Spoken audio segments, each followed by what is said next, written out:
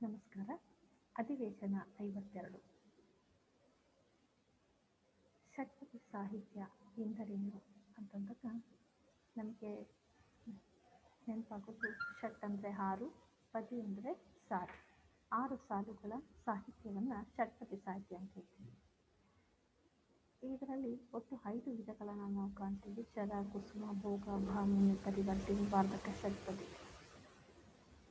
ಆದರೆ ವಾರ್ಧಕ ಷಟ್ಪದಿಯನ್ನು ಬಳಸಿ ಸಂಪೂರ್ಣವಾದಂತಹ ಕೃತಿ ರಚನೆ ಮಾಡಿದ ಕವಿ ಯಾರು ಅಂತ ಹೇಳಿ ನಾವು ನೆನಪಿಸ್ಕೊಂಡಾಗ ನಮಗೆ ಲಕ್ಷ್ಮೀಶ ನೆನಪಾಗ್ತದೆ. ಉಪಮಾ ಲೋಲ ಎಂದು ಪ್ರಸಿದ್ಧಿಯನ್ನು ಪಡೆದ ಕವಿ ಯಾರು ಅಂತ ಹೇಳಿ ನಾವು ಗುರುತಿಸುವ ಪ್ರಯತ್ನ ಮಾಡಿದಾಗ ಲಕ್ಷ್ಮೀಶ ನೆನಪಾಗ್ತದೆ. ಇಂದು ನಾವು ಅಧ್ಯಯನ ಮಾಡ್ತಾ ಇರೋದು ಉಪಮಾ ಲೋಲ ಲಕ್ಷ್ಮೀಶನ ಒಂದು ವಿಚಾರಗಳ ಬಗ್ಗೆ. ಲಕ್ಷ್ಮೀಶನ ವೈಯಕ್ತಿಕ ವಿಚಾರಗಳನ್ನು ಪರಿಚಯಿಸಿಕೊಳ್ಳುತ್ತಾ ಆತನ ಕೃತಿಗಳನ್ನು ಮತ್ತು ಆತನ ಕೃತಿಯಲ್ಲಿ ವ್ಯಕ್ತವಾಗಿರುವಂತಹ ಭಕ್ತಿ ಪರವಶತೆಯ ಕುರಿತು ಹಾಗೂ ಸಂಪೂರ್ಣ ಮಹಾಭಾರತ ತನ್ನ ಕೃತಿಯಲ್ಲಿ ಕಟ್ಟಿರುವ ಬಗ್ಗೆ ವಿವರಣೆಯನ್ನು ನಾವು ಪಡಿಬೋದು. ಅಲ್ಲದೆ ಲಕ್ಷ್ಮೀಶನು ತನ್ನ ಕೃತಿ ರಚನೆಗೆ ಬಳಸಿಕೊಂಡಂತಹ ವಾರ್ಧಕ ಷಟ್ಪದಿ ಸಾಹಿತ್ಯವನ್ನು ಕುರಿತು ನಾವು ಅಧ್ಯಯನವನ್ನು ಮಾಡ್ತೀವಿ. ಈಗ ಲಕ್ಷ್ಮೀಶನ ಒಂದು ಸಣ್ಣ ವೈಯಕ್ತಿಕ ಪರಿಚಯ. ಲಕ್ಷ್ಮೀಶನ ತಂದೆಯ ಹೆಸರು ಅಣ್ಣಮಂಕ.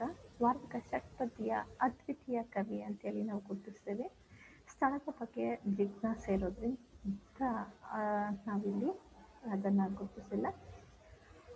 ಒಂದು ಅಭಿಪ್ರಾಯದ ಪ್ರಕಾರ ಚಿಕ್ಕಮಗಳೂರು ಜಿಲ್ಲೆಯ ಕಡೂರು ತಾಲೂಕಿನ ದೇವನೂರು, ಇನ್ನೊಂದು ಅಭಿಪ್ರಾಯದಂತೆ ರಾಯಚೂರು ಜಿಲ್ಲೆಯ ಸುರಪುರ ಅನ್ನುವಂತಹ ಊಹೆ ಇದೆ.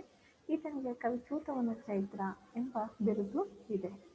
ಲಕ್ಷ್ಮೀಶನ ಏಕೈಕ ಕೃತಿ ವಾರ್ಧಕ ಷಟ್ಪದಿಯಲ್ಲಿ ರಚಿತವಾಗಿರುವಂತಹ ಜೈಮಿನಿ ಭಾರತ. ಜೈಮಿನಿ ಭಾರತ ಇದನ್ನು ವಾರ್ಧಕ ಷಟ್ಪದಿಯಲ್ಲಿ ರಚನೆ ಮಾಡಿದ್ದಾರೆ.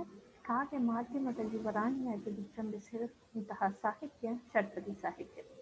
ಷಟ್ಪದಿ ಮೊದಲು ಅಂಶಗಣವಾಗಿದ್ದು ಕಾಲಾನಂತರದಲ್ಲಿ ಮಾತ್ರಗಣವಾಗಿ ಪರಿವರ್ತನೆಯಾಗುತ್ತೆ.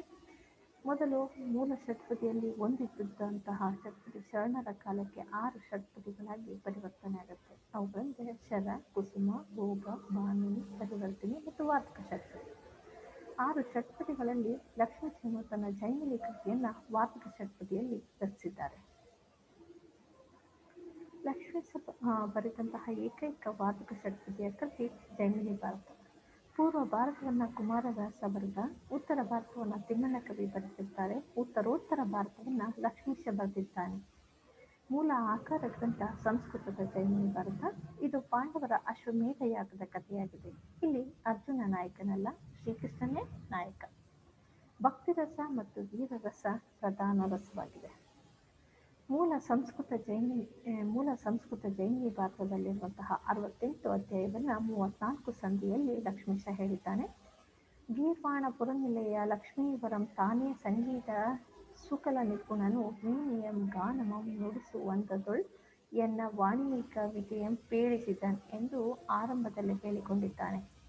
ಇದೊಂದು ಕಥಾ ಕಾವ್ಯ ಎನ್ನುವುದಕ್ಕಿಂತ ಕಥಾ ಸಂಗ್ರಹ ಎನ್ನಬಹುದಾಗಿದೆ. ಇದನ್ನು ಆಧಾರವಾಗಿಟ್ಟುಕೊಂಡು ಸೊಲ್ಲೂರ ಹುಚ್ಚಕವಿಯವರು ಯೋಗಚರಿತೆಯನ್ನು ಬರೆದಿದ್ದಾರೆ. ಈ ಕಥೆಯಲ್ಲಿ ಬರುವ ಪ್ರಮುಖ ಪಾತ್ರಗಳು ಅಂದರೆ ಯೌವನಾಶ್ವ, ನೀರಧ್ವಜ, ಚಂಡಿ, ಸುಧನ್ವ, ಪ್ರಮಿಳೆ, ಚಂದ್ರಹಾಸ, ಬಬ್ರುವಾಹನ, ಅರ್ಜುನ, ಬಕಧ್ವಲ್ಯ, ಸೀತೆ, ಲವಕುಶ.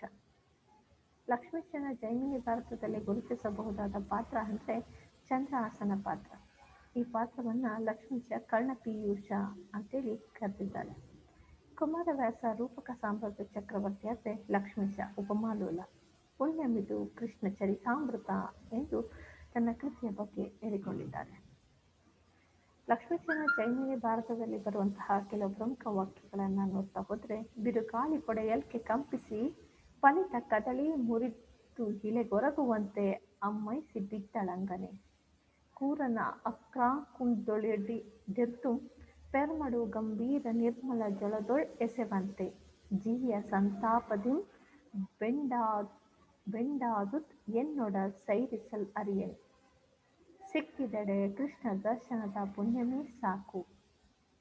ಹೀಗೆ ನಾವು ಲಕ್ಷ್ಮೀಶನ ಬಗ್ಗೆ ಮತ್ತು ಲಕ್ಷ್ಮೀಶನ ಕೃತಿಯ ಬಗ್ಗೆ ಅವರು ಉಪಯೋಗಿಸಿರುವಂತಹ ಒಂದು ಷಟ್ಪದಿಯ ಬಗ್ಗೆ ಒಂದಷ್ಟು ಮಾಹಿತಿಗಳನ್ನು ತಿಳ್ಕೊಂಡು ಧನ್ಯವಾದಗಳು.